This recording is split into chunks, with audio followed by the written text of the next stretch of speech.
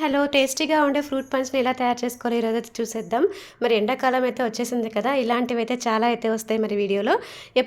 మన ఛానల్ని సబ్స్క్రైబ్ చేసుకొని ఉంచుకోండి. ఇది రియల్ ఫ్రూట్ది లిచీ అండ్ మ్యాంగో అయితే తీసుకున్నాను. ఇది వచ్చేసి స్ట్రాబెరీ క్రష్ అనమాట, అండ్ దెన్ ఫ్రెష్ అమూల క్రీమ్ అనమాట. సో ఇవైతే ఈ గ్లాస్ కొలతతో అయితే తీసుకుంటున్నాను. ఈ గ్లాస్లో ముక్కాలకి ప్రతిదీ తీసుకుంటున్నాను. మ్యాంగో అండ్ లిచీ రెండు ముక్కాలు భాగం తీసుకుంటున్నాను.